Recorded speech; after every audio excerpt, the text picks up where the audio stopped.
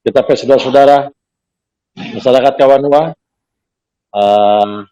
orang percaya bahwa potensi-potensi yang ada di dalam torang ini, dalam diri torang, talenta-talenta itu dapat torang optimalkan sama-sama di dalam dunia perfilman. Dan torang harus, dan kita yakin betul bahwa orang masyarakat Kawanua yakin bahwa orang juga bisa berkontribusi di dalam industri perfilman di Indonesia.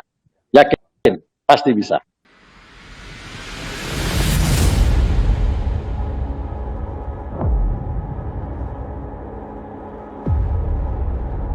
Sahabat Kawanua, dimanapun Anda berada, jumpa lagi bersama kami Kawanuawan. Kali ini bersama saya Donald Sendo dalam segmen hiburan dengan judul Perfilman dan Insan Film di Indonesia. Saya dari studio Kawanuawan sudah terhubung bersama narasumber saya. Kali ini adalah Bung Sandi Nayuan.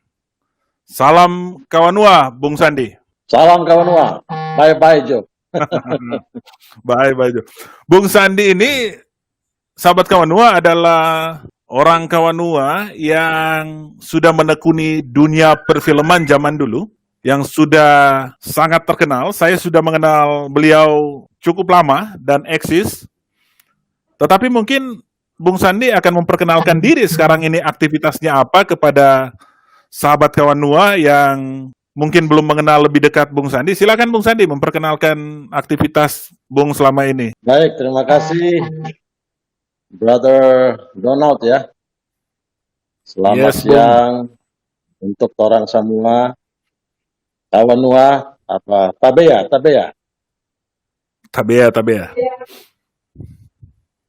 Jadi bersyukur ini merupakan anugerah Tuhan. Orang bisa baku data di channel ini. Dan perkenalan, saya Sandi Nayuan, tetapi nama aslinya Dwight George Nayuan. Jadi panggilannya Sandi. Punya satu istri, kemudian dianugerahi 2 anak, dan saat ini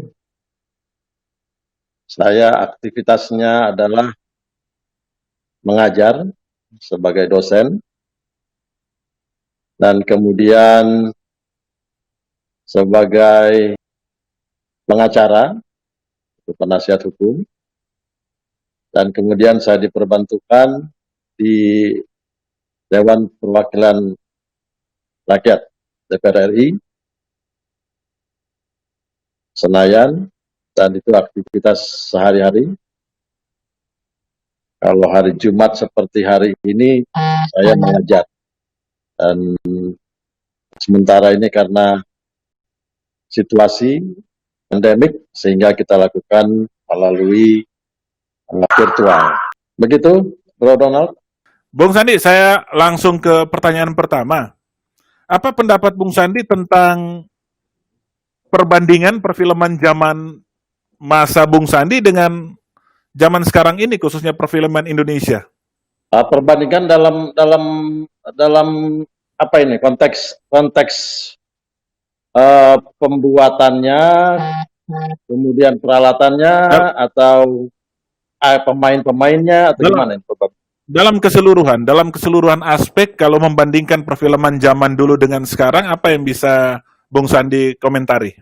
Ya, mungkin kalau sekarang ini perbandingannya hanya dari sisi teknologinya ya, lebih ke teknologinya. Kemudian kalau dari sisi penulisan, skenarionya itu saya pikir ini dinamis ya, karena dengan latar belakang penulis yang berbeda-beda, dan kemudian apa yang ingin dicapai, tujuan daripada pembuatan skenario itu, kemudian segmentasinya juga itu juga menjadi salah satu grand design daripada penulis.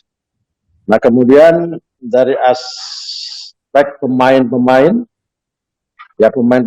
ketika itu karena memang media baik itu televisi maupun perfilman itu tidak begitu banyak. Nah, sehingga pemainnya ya masih bisa terhitung ya. Kalau sekarang kan pemainnya begitu banyak ya, pemain-pemainnya. Kemudian dalam sisi persiapan, dan kemudian masuk pada eh, pelaksanaan syuting, nah itu ada perbedaan. Ya, karena tadi masalah teknologinya ya. Kalau mungkin dahulu itu kita persiapannya agak lama, dan kemudian masuk dalam proses pelaksanaan syutingnya itu juga agak lama ya, karena teknologi. Dan bisa kalau dulu itu, kalau saya contoh ya, saya syuting di berlatar belakang Minang waktu itu ya, Sengsara Membawa Nikmat. Nah, karena tokoh Midul itu di Minangkabau, berarti kita harus ambil lokasi di Sumatera Barat. Nah, kemudian itu disesuaikan lagi dengan cerita. Ceritanya ini berlatar belakang misalnya lebih banyak rumah panggung atau lebih banyak persawahan atau pegunungan, atau di situ ada contoh waktu itu kita karena ceritanya itu membutuhkan kereta api yang lama, yang masih model lama. Nah, kita ambil lokasinya di Ambarawa di Cirebon waktu itu. Nah, ya karena keterbatasan teknologi ya. Kalau sekarang ini mungkin kita bisa create ya dengan teknologi yang ada, animasinya atau aplikasi-aplikasi yang lainnya yang bisa menyesuaikan kebutuhan cerita. Begitu, Bro Donald. Ya, sahabat Kawanua, sebelum kita melanjutkan perbincangan dengan narasumber saya, Bung Sandi Nayuan, kita ikuti dulu yang satu ini. Aku tahu, 7 bocah laki-laki di desa ini telah hilang. Semuanya keturunan para satria. Aku teringat Panji, tapi dia tak ada di rumah ketika aku menjemputnya.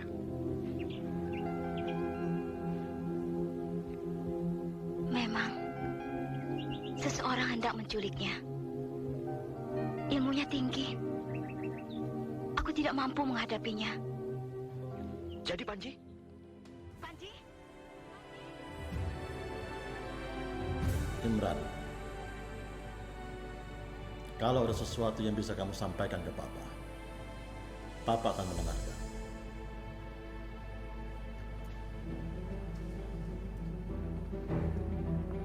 Nggak ada apa-apa kok, Pak. Kembali masih bersama saya Donald Sendo dalam Kawanuawan dengan narasumber saya Bung Sandi Nayuan. Bung Sandi, memang karena sekarang kan kemajuan teknologi akan mempermudah setiap pembuatan film baik dari segi waktu dan desain besarnya. Kalau menurut Bung Sandi, bagaimana persaingan perindustrian perfilman Indonesia saat ini dibanding dengan banyaknya film-film dari luar yang juga membajiri perfilman Indonesia? Apakah kualitas dan kuantitas dari perfilman Indonesia menurut Bung Sandi mampu bersaing saat ini? Iya, kalau saya pikir begini, ini kalau masalah persaingan berarti orang mesti lihat dari aspek capital ya, capital, permodalan. Nah, permodalan is one of the satu variabel yang sangat penting juga, permodalan, yang menentukan apakah kita bisa bersaing atau tidak. Nah, ini buat saya masih bersifat relatif, ya kan? Bahwa ini kan kenapa relatif? Karena sekarang sineas-sineas ini tujuannya mau apa dulu? Ceritanya seperti apa? Capaiannya seperti apa yang ingin diinginkan? Nah, tinggal mencari modal. Tapi kalau melihat potensi yang ada, bahwa sineas-sineas di Indonesia ini luar biasa. Kualitasnya itu boleh diadu, kalau orang bilang boleh diadu, dan itu bisa, dan sudah bisa diuji gitu. Jadi ini masalah capital pertama kalau terkait dengan persaingan. Tetapi kalau persaingan dalam konteks konsep kemudian nanti bentuk tayangannya, displaynya seperti apa, itu kita sudah sangat bisa bersaing, go international. Bung Sandi, saya langsung ke pertanyaan berikutnya nih. Bagaimana Anda melihat tentang perfilman Sulut dan aktor atau aktris Sulut masa kini? Iya, sangat mewarnai ya. Sangat mewarnai, dan memang sebenarnya kita cita-cita itu sebenarnya banyak sekali yang potensi yang orang miliki di Sulawesi Utara itu, karena gini, budaya, orang punya budaya juga salah satunya adalah budaya yang lentur ya. Nah, dalam kita untuk berakting ini kan kita harus lentur. Nah, jadi ketika itu nanti misalnya para pemain-pemain itu yang khususnya dari Sulawesi Utara itu, untuk kalau orang itu dalam dunia perfilman ini, untuk membentuk satu karakter dan kemudian berani tampil di depan kamera.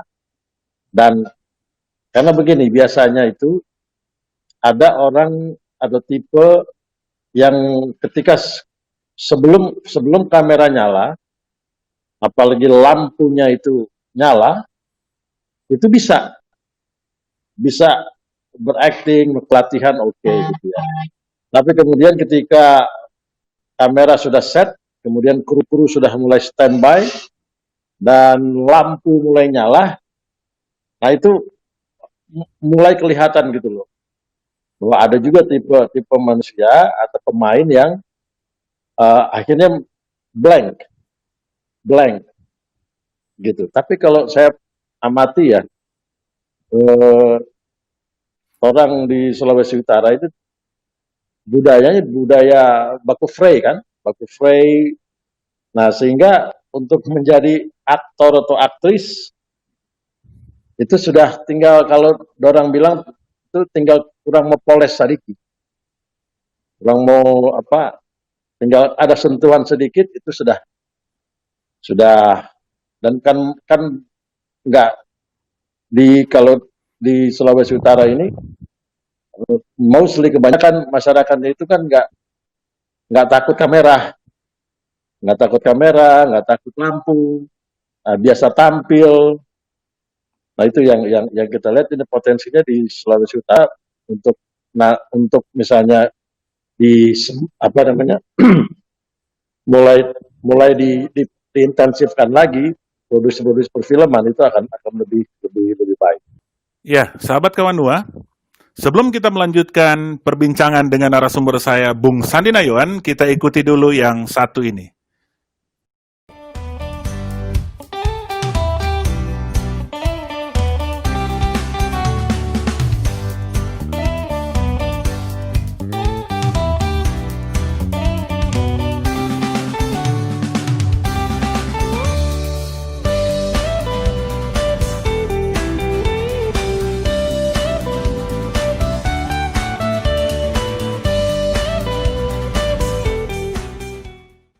Kembali masih bersama saya Donald Sendo dalam Kawanuawan dengan narasumber saya Bung Sandi Nayuan. Saran Anda kepada kaula muda Kawanua atau anak-anak muda Kawanua yang baru mulai menjadi aktor atau aktris atau yang bercita-cita menjadi pemain film, apa yang dapat Anda sampaikan kepada generasi muda ini? Ya, yang pertama, sumber segala hikmat itu kan, segala pengetahuan itu ya Tuhan. Orang harus berdoa supaya ketika nanti kalau memang itu jalan Tuhan untuk menjadi aktor, aktris, itu pasti kalau yang menurut pengalaman kita ada jalannya, dan itu akan sampai.